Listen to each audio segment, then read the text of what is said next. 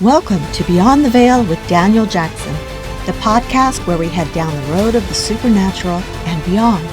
So, sit back and hold on as we take a ride together to what lies in the unknown and beyond the veil. Beyond the Veil with Daniel Jackson presents Pat Benincasa in Creating Understanding Through Art. As I'm watching, I said, "Oh, it looks like he's writing something down." I got touched for yes. I get my yeses across my forehead like that. When I get a no, it feels like a tear running down my face.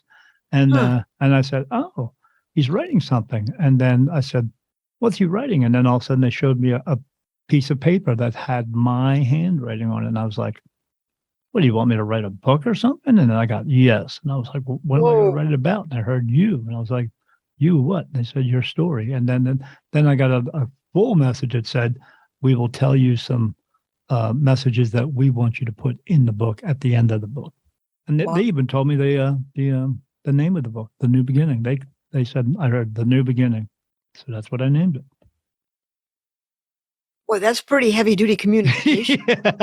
Yeah. Wow. Well, I'm a lot different than other mediums. I have something within me that no other medium has, but it's all right. But yeah, I get messages like that. We all get messages, but it all depends on how we perceive those messages. It all depends on how we figure out what those messages mean. And so for some people, it takes a little bit more. As where I get direct messages. I get told something, that's what I do. I get told something, and that's what I tell them. Have you always had that? No, I've always seen spirit ever since I was 3 years old. But Okay. no, this came on for me right before I turned 50 when I found out that I was a medium. But everything that happened to me was not exactly pleasant. Okay. Yeah, the type of things that I saw. My wife went away on vacation for 2 weeks, and then for 2 weeks I saw everything in my house that you could ever think of that was in a scary movie. But they were doing this to me to see if I would either try to move forward with it or would I push it away. Because some people, the things I was seeing would scare the crap out of you and make you possibly push it away. You know, green and red mist pouring out of the walls with little skulls and with red eyes and fangs floating around my room, 7-foot skeletons walking around. Okay. So. Yeah. And it was very vivid and kind of scary, but I knew I needed to move forward with it. I just felt that I did. So, but not everybody does. They test us to see because they know if you can deal with that, you can deal with pretty much anything. So and then once I said yes to everything, then everything started changing. And then in a progression, I went from a progression. I was only getting answers touched on my face in 2 spots by 2 archangels. When I wrote the book, I was up to 15. Now I'm up to 38. So, and then, so like I said, and then when I get thoughts in my mind, it used to be I was 95% me, still just me when it first started. Now I'm only 15% me and 85% them. So it's for something larger, but yeah. But we're here to talk about you, man, not me. Well, I just had to know. Oh, yeah. Everybody wants to know. Everybody wants the cool part of my gift, talking to spirit and stuff like that. But I talk to all spirits, so not all of them are nice. So, but they don't want that part. They don't. Most of what I have, they don't want, because I see things that no one wants to see, and I know things that no one wants to know. But you put up with it. You just do. So let's ask this question. How is it that an artist makes a work that is timeless? What is nonlinear time? I think that in the West we think of time as being linear, and we see time with fixed assumptions. And fixed time and linear time is a way I think that a lot of folks deal with things. I think that time is fluid, and I also it's we daydream, we have deja vu, We have reflection. We're constantly going in and out of different time modalities. Do you know what But yeah, deja vu is?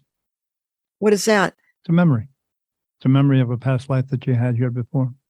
You may not have been in that house, but you may have taken up that space, and it was something that you had done before. You're just repeating over again. That it comes forward and it comes Yes, out. absolutely. So time, I think creativity and time are connected. Yeah. I really believe that. And I also think that if you believe in the fluidity of time, you're somebody who can hold contradictory thoughts. In other words, thoughts that are opposing one another at the same time. Correct. And we're living in a time when, now I taught art at college level and high school level. And so for like 20 some years, Which did you like better, high school or college? I loved them both for different reasons. Good. At high school, those kids are on the crossroads, on the threshold of defining who they're going to be. Yeah. Yeah. Because I'm sure it. in high school, you get some kids who are just taking the class, but you get others who are really want to do this. Well, when you're in an arts high school, they sure as hell want to be there, and they want to be artists, they want to be designers, they want to be architects. Oh, so the school was based around art. Yeah. Oh, yeah. Cool. Right. So I was at a school where for writing, dancing, media arts, performance, and visual arts. Holy cow.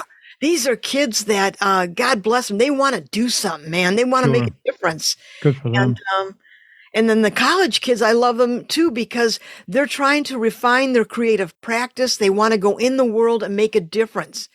And I've often said the power of art. Do you realize how powerful you are? You know, so this whole idea of contradiction. I'm sorry, I was getting excited. I have to come back. For the last 30 years, we have been forcing this standardized testing, this pencil and bubble mentality. And I saw it because 30 years ago when I started teaching to now, I saw that they were forcing these kids, yes, no, one of the above, none of the above. A, B, or C. Well, I don't know about you, Daniel. The things in my life are not answered by one of the above or none of the above. No, I tell people all the time, especially with with astrology, you know, I tell people don't read that little tiny article in the newspaper and let that define who you are or who you're going to be today. Define yourself by the actions that you take and the choices that you make. Oh, exactly. And so this ability to have contradiction is being schooled out of kids. So when they come into my class, I tell them, I'll make an assignment, and it was a lot of the academic kids will say, now, what do you want me to do with this? Well, here's the idea. How do you respond to it?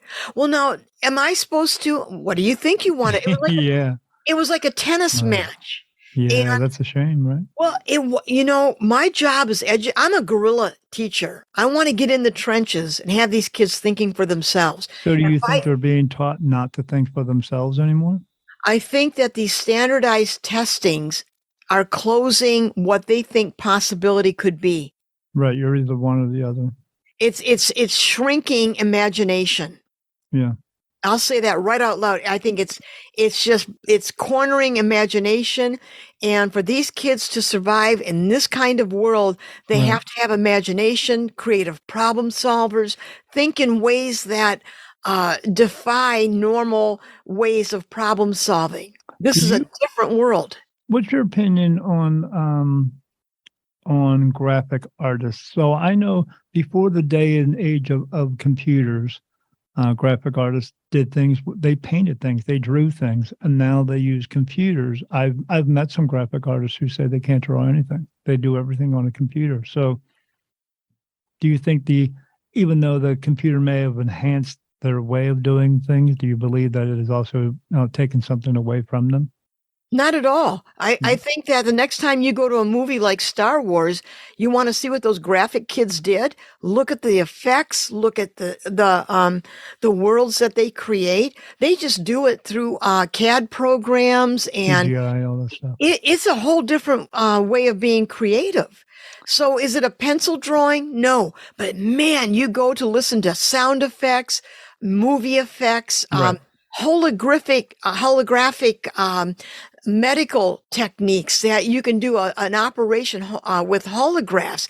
I mean, that's where all those graphic kids are coming As long out as they of. keep the actors in there, I don't want to go to a movie that's replacing actors with CGI, No, you won't. I mean, like I know the there's a Incredible Hulk. place for that, and kids like that anime.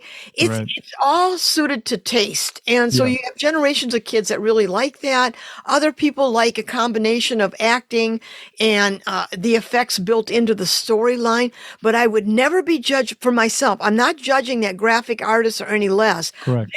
They're using different tools. If Right. I use a paintbrush and I use a table saw because I'm always building things off and everything. They use graphic programs, and oh my God, it's spectacular what they do. Sure. Sure. Yeah, I'm kind of more the old school type person where like there was a character in a movie I saw one time. That movie was called Twister about the big not the hurricane but Tornadoes. tornadoes I coming through, love that movie. and the guy had his aunt, and his aunt made all these metal type of Yeah, things. the And sculptures. when I saw that, I was like, whoa. You know, I think that was actually my favorite part of the whole movie when They they were were showing all beautiful. these. Yeah. Yeah, I The thought wind that was chimes, the yeah, sculpture. and that was something. I mean, even though it showed in the movie she had other people helping her to do Mhm. things, but she was the one who was creating the ideas for Yeah. these things. So, yeah, I just thought that was more artistic than just going do do do do do do do done. You know? It's an art form that we know, sculpture, but those kids doing the do. I've watched those kids. I've been in like the media arts room and watched what they Yeah, they have an idea design. too. It came from somewhere, Oh correct? God. I mean, they're thinking in ways that I can't even wrap my mind around. But don't forget, we have now a whole generation that speaks fluid digital. They were Right. raised on social media. They know programs. So they're hardwired now mentally, very different than we are. Yeah, my smartphone's way smarter than I am. I get it. I look at it and I go, oh, I can make a text message. Oh, I can make a telephone call. Oh, I might be able to get on Facebook. Everything else, I was like, I got 50 icons on my phone, and I go, "Man, I don't There know you what they go. do. Yeah, I don't know what they do. Whatever. I don't even try, you know, because I think my phone will just turn off. I'll be like, now what do I do? So yeah, yeah, I don't bother with it. Um, so you are on the lines of thinking that uh everything you do is guided by your ancestors, Yes. correct? Yeah. And I would qualify that, Daniel, my beloved ancestors. I don't Right. I don't invite everybody because, geez, I don't know what I'm going to be letting That'd in. be one hell of a party right there, Oh, I'm telling you. geez. So, I invite my beloved ancestors. And also, I'm a first generation American. My family comes from Italy. And I have this theory that Italy is so small that if you go back far enough, everybody's cousins somewhere along the line. Right. Even with all the invasions, everything is crisscrossed. I mean, historically. Yeah, I tell everyone that, I mean, we're just here to learn lessons and fulfill our purpose here, living this human experience, but we all come from the same family, the soul Yeah. family. And Yeah. then we just come here to learn things and do things and hopefully help a lot of people. But Well, we are we're in not getting that right now, are we? we're in Earth School. Yeah, we are. Yeah, Yeah. we're If I learning. could borrow that phrase, yes. Yeah, that's what this planet is actually for. This planet's for learning. There's a lot of other planets with a lot of other beings on them, and they don't have to learn as much as we do here. And we're Mhm. just apparently right now we're just not learning it very well. So Yeah. I hope we get that straightened out. But I'm not crossing my fingers anytime soon. But I'm just hoping that they do. Uh, so your ancestors' DNA is within you, correct? Yep. It's as you call it here, it's your owner's manual. It's your how Yep. to do, right? Correct. Yeah, absolutely. And you follow that, and that's what you go by with and you. I would imagine you do everything start to finish. You start it by doing all your research, and you make sure you know all the ups and downs, in and outs of everything, and then you're there until the very last time, until it's actually being displayed. Oh, Do absolutely. you ever just do you just do one project at a time, or are you doing multiple projects at a time? Well, on public commissions or projects that I build, when I start that project, I do those 3D sketches I was telling you about, the models, but I build models continuously throughout a project. Updates. Yeah, and I work out structural problems. Any problem I've had building a model will come to pass in the real piece. And have you ever had any problems with building those models as per se, even though it's on a smaller scale? I'm sure with these types of, like with the 10-foot cross, I mean, you got to take into account that there may be a bad storm that comes through in a certain mile an hour wind that this structure will be able to take. Anything like that? That 10-foot glass cross was a 6-foot by 6-inch by 6-inch glass box cross, but it was inside the building. Right. Okay. So the windows punched out at about 2.5 feet out. And, it was designed to handle wind shear, I think, of up to 400 miles an hour. Engineers always exaggerate wind load. So the building could have collapsed. The cross would have been standing. You bet that window will be standing, by God. That's pretty cool, right? I mean, but when you do something like that, I mean, do you piece by piece and then you put it in there and then you put it together, or do you put it all together at once and then shove it in through the door? Well, okay. I know churches have big double wide doors, but not all of them. When I did the Judicial Center, the Falling Water skylight, that was for a 30-foot by 14-foot opening, and that had 612 pieces of cut glass laminated, and it had 34 steel box constructions that were bolted. So do you stand there and watch it being put together like this, or do you stand there and watch it like this? Oh, no. Daniel, it does not inspire the crew to have the artist and going, oh, God, is this going to work? No, this is not going to, especially if you're a woman. You cannot do that. Of course, because they think women have to prove everything. Yeah. No one has to prove anything. When that design happens, once I built it, then I generate architectural drawings of each section of that design. On my website, I have the projects and I have little images of how it's being built, right, from start to finish. So, I mean, I would have to imagine all these other people that work with you on a regular basis, when they see something that you have an idea for, and they see it all on paper and all the little models and stuff like that, they're probably not even worried about what's going to happen. They just look at it and go, this is going to be cool. I mean, well, I've worked hard enough, Daniel, that when I go in public, when I leave the studio and I'm going to talk about a project, I sure as hell better know about it. Right. Or I won't even go out there until I've worked out everything. And people can ask me questions and, about the structure. I'll say, here, let's talk to the engineer. Let him answer that. Yes. I'm not the expert in that regard. And so but you work together in conjunction with each other to make sure that, whoever is putting this together, they're going to be safe putting it together. They know themselves they're going to be safe putting this together. Also, the liability, I have to sign off. Everything comes back to me and the structural engineer.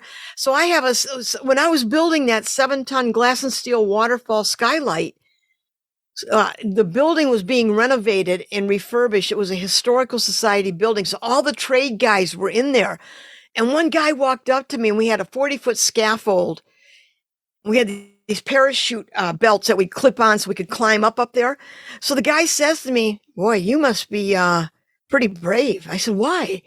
Well, you're hanging all that glass in a building of lawyers and judges. Oh, right. When I thought, I hadn't thought about that. I would just look at that guy and go, you know what they are? Just like you and me, they're people. Yeah. I think he was thinking lawsuits or something undone. Yeah. But that's why the glass was laminated, so that if there's a catwalk above it, if someone dropped a tool, I had to design for the fact that the glass would not come shattering down. Right. Yikes.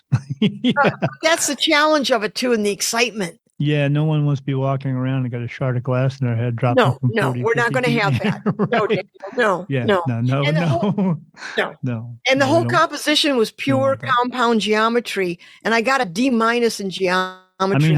Uh, but you still passed, right? I mean, yeah. well, the nun felt sorry for me, so she gave me a passing grade Ah, the nuns. Oh in boy, high school. So I didn't go to. My brother and sister both went to Catholic school and then had to deal with nuns for a little while until they actually ventured up. When my mom said, "No, that's enough of this," and sent them to public school. But yep.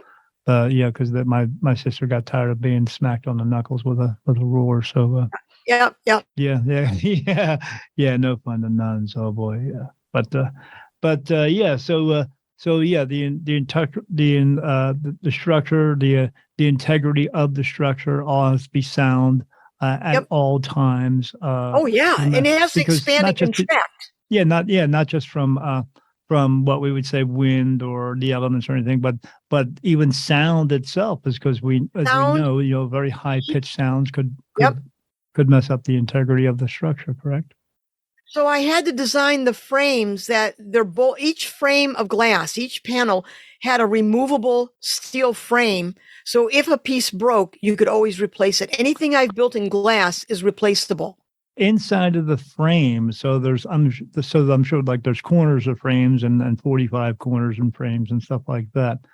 Does that glass sit right directly on that piece of metal, or is there No, some type it's of floating. buffer? There's foam. Oh yeah. So Yeah. that this is Minnesota.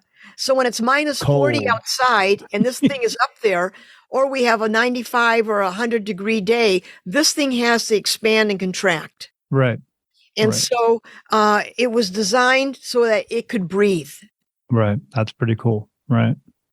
Yeah. I'm not artist. I wouldn't think that way. Maybe if I was an artist, I would think that way. But generally, there are different types of artists as well, correct? Oh, yeah. Oh, my gosh, yes. Yeah, some of them just sit and paint, and some of them, Yep.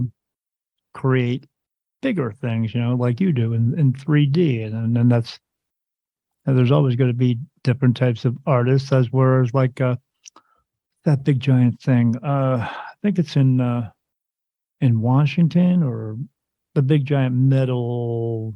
Oh, the Ark in St. Louis. I mean, Yeah. the how all those panels are put together so perfectly, and Yeah. all the weld marks are perfectly smooth. I mean, if that's not art, I don't know what is, right? Well, that's why I was saying earlier, watching the steel guys when they worked on a project. Yeah. That's what I'm talking about. The welds, how they beautifully like faded them out. Those guys, they really are creative. They're artists. Yeah. I've Makers. seen them they'll do welding marks of like aluminum or something like that, and it looks like a stack of quarters on right next to each other, and then they flatten it all out. Yeah, Isn't that amazing? Yeah, and I ride motorcycles, and I see guys who build motorcycle frames and stuff like that, and you see some guys who weld something that just looks like a bubbly pepperoni pizza, but then you see some of them they're just beautiful weld marks. It's like that took a long time. That's what I'm to be talking able to about. do that. Yeah. It's amazing to see, and the structural integrity of that it's going to last, as opposed to something that's all bubbly and horrible looking. But yeah. Oh yeah. That's just my take on it. So I think we've pretty much covered everything, especially everything I want to. Is there anything else that you would like to specifically talk about that you think is important, that people should know and people should understand about what is going on with artists themselves? Well, I'll answer you this way. An artist has to make peace or figure out and define what art is for them. Okay? Correct. Everybody has to do that. And for me, what's best for you. And your philosophy of art, like, what is art? What do I think art is? I spent 50 years making art. What is this thing called art? And for me, I came to it when I read a little piece by Martin Heidegger, and he asked this question, what is a thing? And he answers it by saying, you know what a thing is by the way it gathers the world unto itself. Correct. Oh my God, it blew I thought I was going to just drive off the road. I mean, okay. Epiphany. It was, because then I realized art is a point of proximity that dissolves the distinction between our here and there. And it pulls us together towards itself and to each other. And so when you walk and you see something like in a museum that was done 200 or 300 years ago, and you turn the corner and you see this painting and you gasp because it goes right to the heart of you. Yeah. And it cuts across nation, border, gender, ethnicity, and time. And it's so poignant. It almost stops you in your tracks. That's art. Yeah. Yeah. It stops you right in your track. You're like, what? Exactly. Gets your attention so much that, and some people will just go, oh, that's pretty. But some people are like, oh, look at that here. Oh, look at this. Yeah. Because it's like when you fall in love. There's someone that you don't need someone tapping you on the shoulder saying, now, Daniel, you love this woman because, well, she has a sense of, no, it touches something so profoundly deep. And that's the power and the beauty and why the world needs art now. Yeah. And so it is, a good story, a novel, a book, a piece of music. It doesn't matter. It's a good distraction. It's something that's going to calm you and get you yourself into a zone that you're like, oh, maybe I can do this too. And yeah. It just fortifies your spirit. Yes.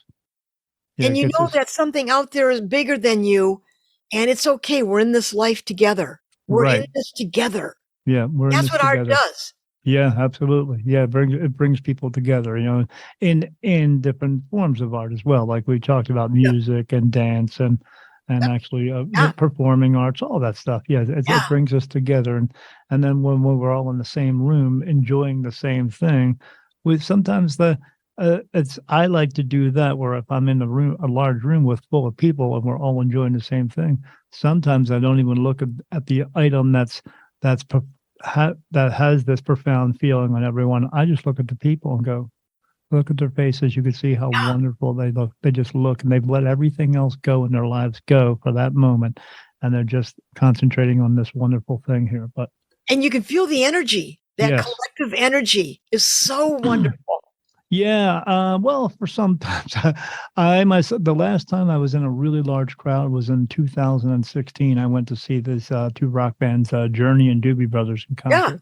But I had a hard time with it because even though there is a lot of positive energy there's also for some people a lot of negative energy there. And I feel that as well as my wife did. We both had to kind of like back away from the large crowd. I don't like to be in large crowds because I feel all that stuff. And as a medium, you're picking up on a lot of stuff. Yeah, I get all kinds of messages about people, but when I get a message, I mean, for anybody, I always ask Spirit, is it okay to tell them? And sometimes they tell me no, so I don't. So and then having to deal with that is just like, but I have to learn to let it go, and that's all. Move on to the next person. But yeah, that sense that you're around these people and we're all enjoying the same thing at the time.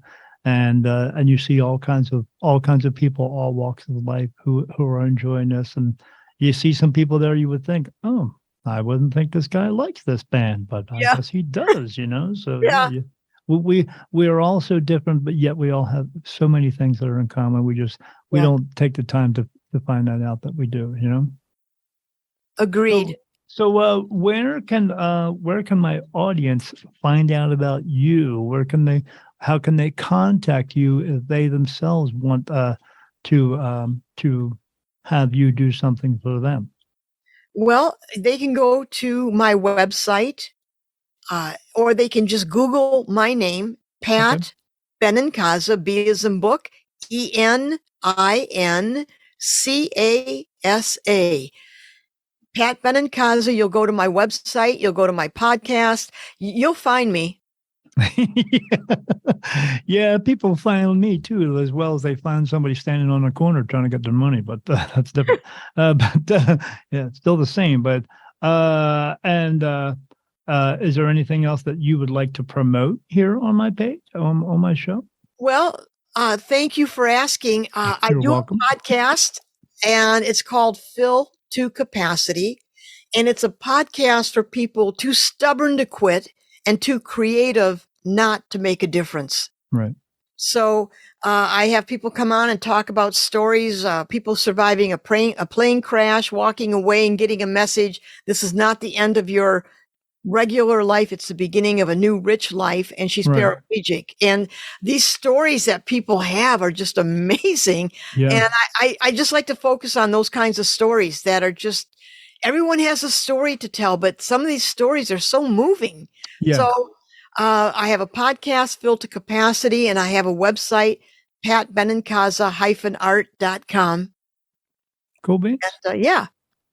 Good for you. Well, I'm glad that you're still, I mean, it sounds to me like you still have a passion for this. You still have a drive for doing all this. And, Yeah. and so I mean, I know podcasting, I just got into it about a year and a half ago. I do my own show, but I also go on other shows as a guest for being a medium. I mean, I've been doing this for like a year and a half. I've done like over 150 freaking of these interviews and stuff, but it keeps me very busy doing that, and still doing our own show as well. Yeah. So is it hard for you to find time between you being hired to do something and you being this host of the show yourself? You know, I'm the kind of person that I've got to be doing I'm ADD. So the more things I do, the more distractions, if you want to call them that, are creative output for me. Right. And I love, and when I do the podcast, I figured out, I thought, what the hell is an artist doing a podcast for? And it dawned on me, when I do a podcast, all I'm doing is portrait painting. And so instead of mixing a palette of oil paints, I'm using a palette of words when the guest comes on to describe it. We can see who the subject is. It's portrait painting. Yeah. And I also design a poster of the person's life. Every guest I have, I design a poster about what they do in the world. And once I make the poster, I know what to ask them. Sure. That's how I make sense of the world. I have to make an artwork about them. Then I go, oh, I know what to ask that person. Okay. Yeah. Yeah. If you were to make an artwork about me, it would probably be from that movie, The Sixth Sense, because I'm just like that little boy. I see dead people. Well, except more. And I actually see them in detail as he sees them too. So, yeah, it's just, that's not always easy, I would say. I can't imagine it would be. No, yeah, I had a guy come through one time and he had this big wound on his head, and I said, "What happened to you?" He said, "I was shot in the head. That's how I died." So, but he was an earthbound spirit. If he had crossed over, he would not have that wound there anymore, and he wouldn't be feeling that pain anymore. He would. That's all taken away from you. But those who are here, they still feel pain. That's the thing about it. The spirit do actually feel pain. It's very quick, but they still feel it. And the reason they do is because they chose not to go into the light and remain here as an earthbound spirit. When you're here doing that, you still hold on to your pain, anguish, or grief, guilt, anguish, all that stuff, because you just chose not to go in there and chose to hold on to it. Because if you choose to go in, you're washed away of all that stuff, and it's just all about love and stuff like that. But I see all of that stuff, and it's sometimes it's very discerning. I imagine that you have to tell some of these spirits, "Hey, stop.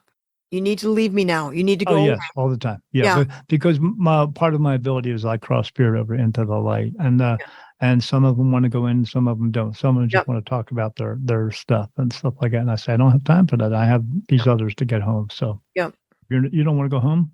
See you later. Yeah. So it's kind of tough. But well, discernment. You have to be discerning as to who you can help.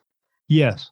Yeah, because as you probably know as well, you can't help everybody. There are those who we can help, and those who say they want our help, but they fight against us, and they don't really want our help. They just want what we have, or something like that, because they don't want to go out and get it for themselves. So you try to help the people that you can, and everyone else, they'll just have to.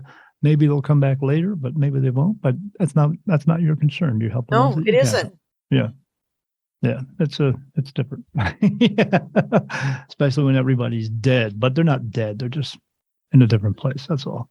Well, Pat, I was glad I had you on the show. I really enjoyed listening to you. I'm not an artist per se, but I do enjoy looking at art. I do, and when I see something that catches my eye, I don't just go, "Oh, that's nice." I observe it.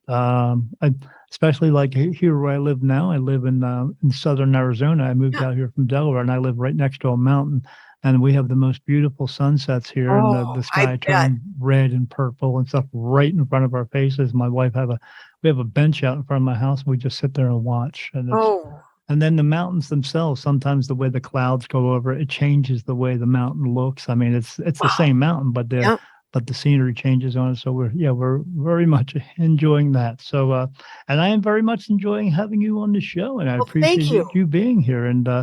And yeah, we will any links that you have that we have that we will put them up on the show for people Thank so you. they can find you and talk to you if they need to hire you for something. But absolutely had a good time, and I thank everybody out there for listening to the show today, and I hope they have a great day. And as I always tell everybody at the end of my show, be good and don't do any stupid shit. Thank you for joining us here on Beyond the Veil with Daniel Jackson. Have a great day. Bye-bye. Thank you. For more information about Pat, please visit her website listed in the description. And also be sure to tune in to her podcast, Filled to Capacity, also listed in the description. Thanks for watching, and we'll see you next time on Beyond the Veil with Daniel Jackson.